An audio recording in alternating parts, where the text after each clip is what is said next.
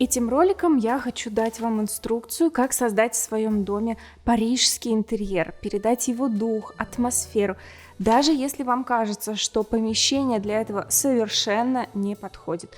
Более того, парижский интерьер можно создать и легкими декоративными методами, а не только с помощью фундаментального и капитального ремонта.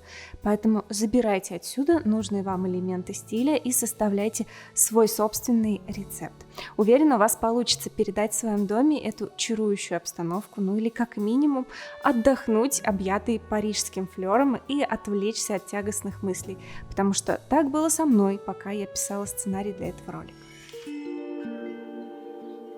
Франция внесла огромный вклад в историю интерьеров, стилей и того, как наши интерьеры выглядят сейчас. Интерьеры Версаля в свое время произвели настолько невероятный фурор, что его эхо и интерпретации можно увидеть в интерьерах многих королей, царей, богатых людей и даже некоторых современных правителей. Но и сейчас, во время торжества постмодерна, во время самых смелых миксов, французы снова выделяются своим удивительным взглядом на свои дома. Так же, как театр начинается с вешалки, современный парижский интерьер начинается с прихожей. Поскольку парижские дома – это не просто интерьеры, а истории жизни людей, история эта начинается с прихожей, и оттого она не должна быть не похожа ни на какую другую, потому что вы ни на кого больше не похожи. Прихожая здесь не просто функция перехода в другие комнаты, а начало спектакля о вас. Место, которое заставляет вас немного задержаться, посмотреть на багет картины, на краешек вазы и познакомиться с жизнью обитателей дома через какие-то личные эмоционально заряженные предметы. Во французском интерьере прихожая – это не проходное и техническое помещение. Оно должно позволять вашим гостям познакомиться с вами, узнать, откуда вы родом или что для вас важно, а может быть, о чем вы мечтаете, к чему стремитесь. Парижская прихожая – это граница между неприветливой улицей, морозным снегом, промозглым дождем, бездушными машинами и вашим личным миром и индивидуальностью. Так что смело используйте здесь любимый цвет, даже если он непривычный, яркий или насыщенный.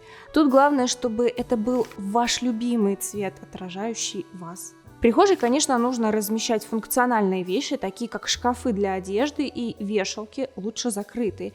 Но иногда получается поставить еще и консоль или комод, на котором может прекрасно разместиться выставка памяти, где могут быть представлены фото или интересные вещицы, которые позволят заглянуть во вселенную вашей жизни.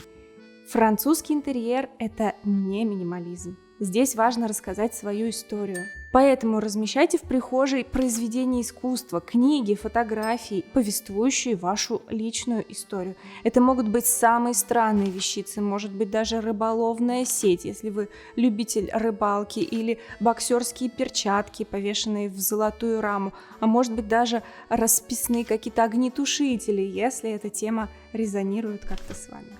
Ну и на консоли или комоде обязательно нужно поставить парфюм для дома, который будет нежно укутывать вас и ваших гостей близким вам ароманастроением. Салон. Французский салон – самое главное помещение в доме.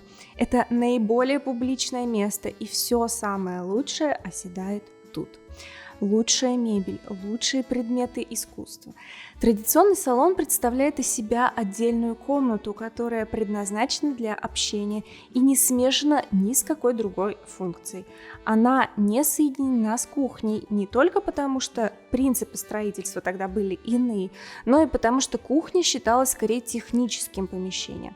На кухне люди могут одной рукой готовить, второй загружать посудомойку, а третий разливать вино гостям, пытаясь не упустить нить беседы. Французы смотрят на это и думают, разве так можно все делать одновременно и получать удовольствие от жизни? Нет, французы считают, что создание пространства с изначально определенной функцией формирует ощущение первозданного замысла. Регулярное использование комнаты по назначению ведет к установлению ритуала, а ритуал с его успокаивающей силой – это дыхание французского дома. Это когда можно посидеть с близкими за бокалом вина и легкими закусками, и проводится он именно в салоне. Карнизы, гипсовые тяги, молдинги, филенки, розетки – все это в изобилии может присутствовать в декорациях комнаты.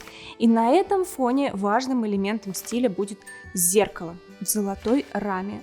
Можно над камином, и над настоящим, и над фальш. В салоне может присутствовать классическая люстра, особенно если больше ничего классического сделать не удается, или современная, если классического в интерьере очень много. В данном случае нам нужно создать этот театральный конфликт. Цвета в гостиной должны быть в своей массе фоновые, приглушенные. Яркими и насыщенными могут быть только акценты.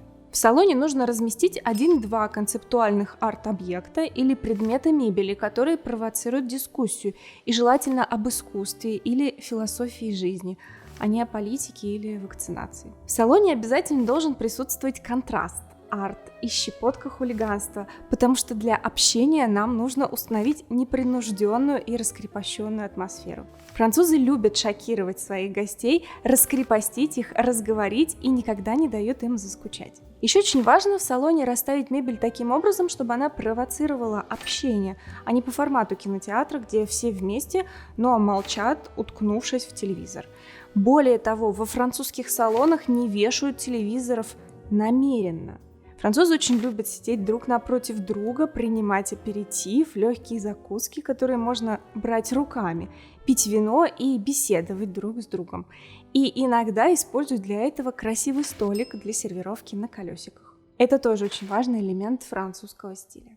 Теперь разберем французские кухни. Они очень часто маленького размера, даже скорее малюсенького, потому что традиционно кухня считается техническим, грязным помещением. Но это не значит, что его надо делать некрасивым. Фасады кухни могут быть простыми, но сама кухня может быть наполнена искусством, картинами. Лучше всего нужную атмосферу создает масляная живопись, только обязательно покрытая защитным лаком. На маленьких кухнях обычно стоит небольшой круглый столик для завтраков или для того, чтобы выпить чашечку кофе с круассаном, как в небольшой французской кофейне. К тому же круглые столы прекрасно смотрятся в углу или у стены. Они добавляют кухне легкости и воздуха, в отличие от прямоугольных, потому что прямоугольные с одной стороны зажимаются стеной и добавляют чувство стеснения своей зажатостью. Над таким круглым столиком прекрасно будет смотреться свисающая с потолка люстра. Она будет освещать ваши трапезы и завершать композицию обеденной зоны сверху. Всегда здорово, если на французской кухне удается выделить место для кладовочки или какого-то хранения. У французов всегда в запасах есть джем, оливковое масло и соленья.